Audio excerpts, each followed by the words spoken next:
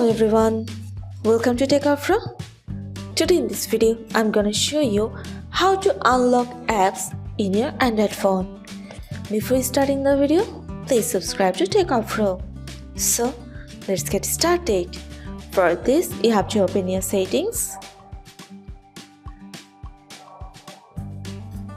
Now scroll down and go to security.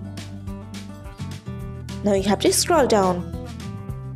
Here you can see privacy and app encryption. You have to press on this. Now use your pattern. Now here you can see app hiding. Click on this. From here you can unlock your lock apps.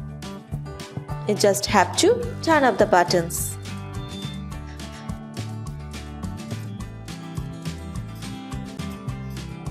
That's it. So this is how to unlock apps in your Android phone. So guys, that's it. You can do this. I think this video is very helpful to you. If it was, then give a thumbs up and hit the subscribe button. And thanks for watching.